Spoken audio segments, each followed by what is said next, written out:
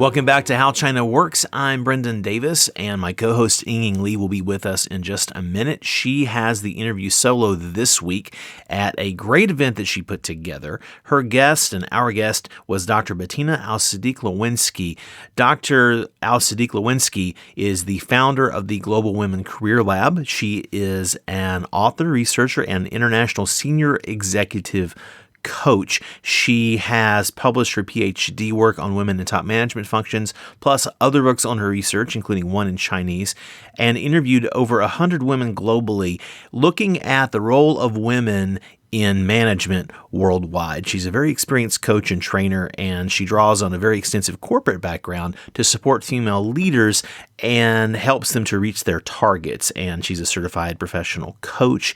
And originally from Germany, she has this great background of speaking many languages. She's very familiar with many cultures. She lived in Shanghai for 5 years, as she talks about in the interview. And so we're very glad to have her on the show for a very concise information-packed episode this week. I also want to mention a couple of other fun things that Ying and I have coming up. One is that we are both going to participate in the Horasis China meeting that our friend Dr. Frank Jürgen Richter has been kind enough to include us in this year. Ying is speaking on a panel, and I am moderating a panel. I'm moderating a panel on the future of China's Belt and Road Initiative, and I'm really fortunate to have some extremely accomplished guests on this panel. I've been doing my homework and research so that I can essentially do my role, but I'm very interested to see what these nice folks have to say. And we are also going to be working to do a few interviews while Ying and I are both in Las Vegas. And we additionally are both finding ourselves in Northern California for this event, but we've also individually made our trips long enough that we could do some How China Works live events. We have one event in San Francisco proper. We have one event in Palo Alto, where I'm recording this intro at Stanford University. And we have a third event at Berkeley. Now, I will give you all the event information, all the details in next week's episode. We will do a special episode that really details everything and kind of precedes, the conversation for the panels that we're going to be interviewing for these live events. But I'll mention that the first event coming up is Sunday, November 3rd at 11 a.m. to 1 p.m. at One Piece Work in San Francisco. That's at 414 Brannan Street, Brannan, One Piece Work in San Francisco. And we will be doing live recording with special guests at that event, as well as at Stanford. Later that afternoon, we have our second event at Stanford from 3 to 5 p.m. So Ying and I will be basically Ubering ourselves over to Palo Alto pretty quickly after the San Francisco event. And then the evening of November 5th, we have this event at UC Berkeley. More information on all this is coming soon, but for now, please enjoy this very special interview with Dr. Bettina AL-SADIK-LOWINSKI.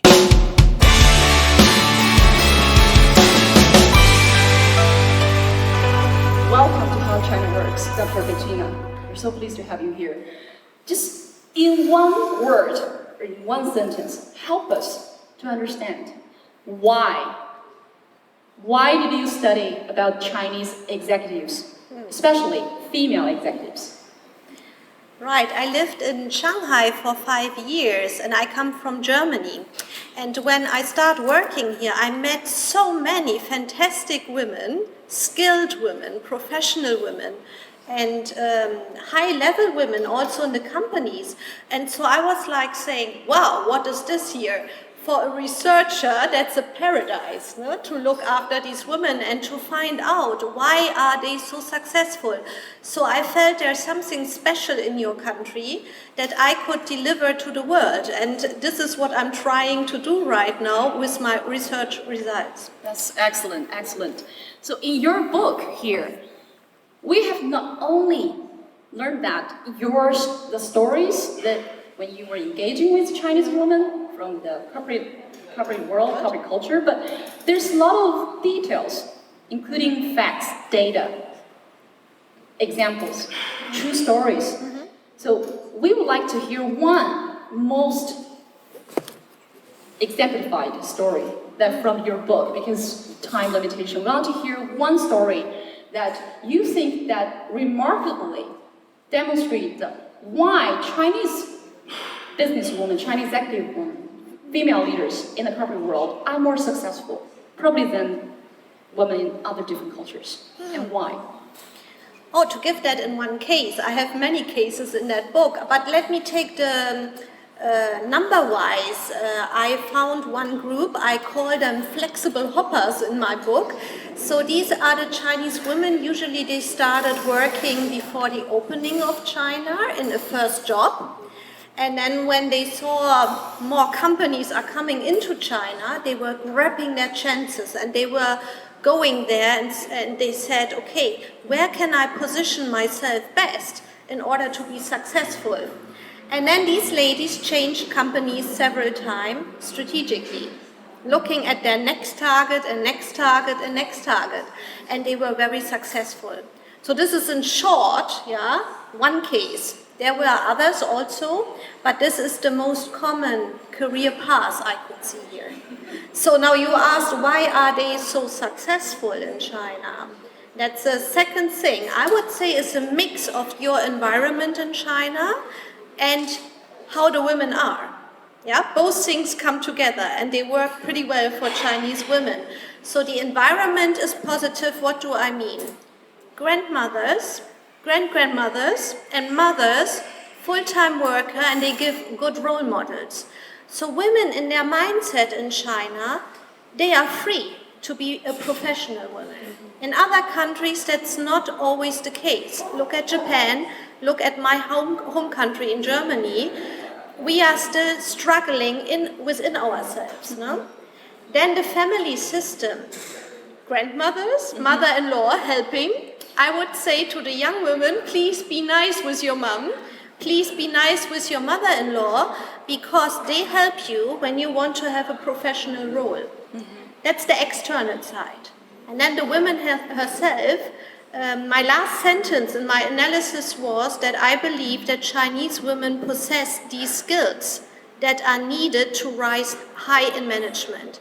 And I truly believe that, and everybody who wants to challenge me, I can show them what I mean in my PhD research. And in the book. Yeah. Cool.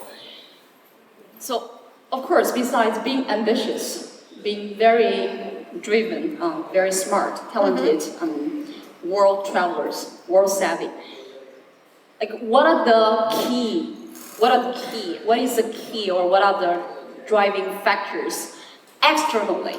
That we're talking about the Chinese women, their self-motivation, their capacity, but what are the external factors in China that is happening or has been happening that make this a reality that you think? Yeah.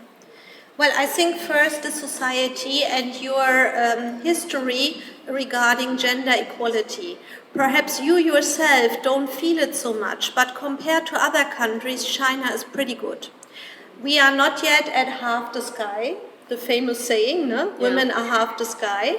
Not yet in all areas in China and not yet in all companies. But from an external perspective, you are advanced. I have figures that in China we have 38% of women in senior management functions. Whereas, for example, the US you have 20 in the same research. In Germany you have 16. So most people don't know that. Japan is 9. And then there is Russia, where I'm interviewing right now, with 43%. Yeah? Now you ask me why. So I think it has something to do, first of all, the basis has to be there for equality in a society. Secondly, also the perception of successful women is quite different in different parts of the world. And I've read a survey from China Daily. I think 2017, they had interviewed 2,000 people asking about what is the image of the ideal women in China. And the answer was a high-flying professional who is also mother. I mean, when you start your career and you are in such an environment, you can really choose and you can go and do whatever you want to achieve. Yeah. So it's a perfect combination of those internal and external driving factors to make Chinese women rise. And globally, this is a trend. female leadership, the rise of female Yes. in every part of the world. And now, specifically in China, we are witnessing a lot of activities, conferences, big summit about China, or Chinese women. And what do you see are the new trending topics among women, especially the women you studied about? What are the key trending topics? I think the group that I studied is a very specific. It's probably a group we will never have again, no? Because they were seeing your country evolving. New generation already starts at a different country, I would say. So what are their topics? I think the actual topics right now, I've been to many companies, is of course, what can we do with diversity to make it even stronger, even though it's already good, but we are not yet at half the sky. So, so the company leaders, company leaders can help. So we are training women in their leadership skills. And another trend, I would say, is coming with digitalization and so on. So where is the position of women with that? And leadership style. Around these topics. And then women, of course, always will discuss what you had prior here, how to balance work-life. That's a female topic more than a male topic, of course, in every country. Well, it's excellent you bring this particular word to us, leadership. When it comes to leadership, what are the key qualities or elements that you think the Chinese women are pursuing right now here in this market? Because we talk about diversity inclusion. I was working in Silicon Valley before, and we know that companies like Google and Facebook and Uber spend billions of dollars every year for their diversity and inclusion training for their employees. But how well they actually are doing, and how effective are they working on? I mean, how effective it is, especially when this trend, with the wind coming from all the way from all parts of the world to China. So what do you see, like combined with the typical Chinese culture, combined with the typical Confucian culture, right? Especially the Confucian culture focus on hierarchies, right? And women and men and those boss and subordinates, those kind of thing. How Chinese women could actually combine this or overcome this kind of challenge of blending the traditional culture with this trend globally? Well, I have a section in my book asking this question about Confucian values and female leadership. And mainly the answers of the women were, for us it's not about a hierarchy of men and women anymore. That's perhaps also a different interpretation. For us, we are proud to use our heritage, Confucian values, into team leadership. Caring for the team in a specific way. At least this is what we are hoping for as the end result. Now, I don't say everybody is perfect, no? But I would say a specific leadership style also compared to men, building on a high trustful relationship. That's the power of women. One thing. Second thing is women are learning ongoingly. I have in my classes, women, they like to learn. And the learning capability worldwide is something today that you need even more, you know, with all these talks about agile management and so on, so we have to know everything. Women are keen on learning and interested in learning, and that is their advantage. What else? The third thing I would say is global mindset. Of course, I had a lot of women working in an international, multinational environment, and they have an outstanding capability with global mindset, these ladies.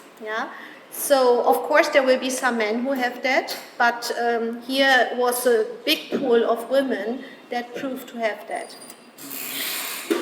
So, in your book, I've read a few chapters, there are keywords caught my eye, especially cross-cultural skills, which actually really match with this particular venue. I'm thinking about what are the key qualities of cross-cultural skills that you find a woman equipped with here in China?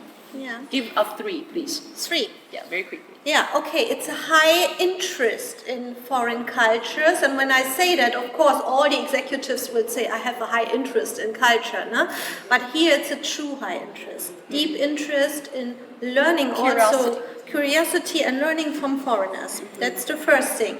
The second thing is to understand what is different and then to act upon it. When you have a mixed team, yeah, or well, let's say a Chinese leader is going abroad and all of a sudden he has to lead a mixed team of people, these women can see the difference in people and then incorporate that in their leadership style. Now, what's the third thing? Yes, I would say the ability to move between cultures. And I have in my interviews, the interviews were all done because I can't speak Chinese, I'm very sorry, yeah. I have to say that's my weakness. I have a husband who's fluent, but I never made it to that level.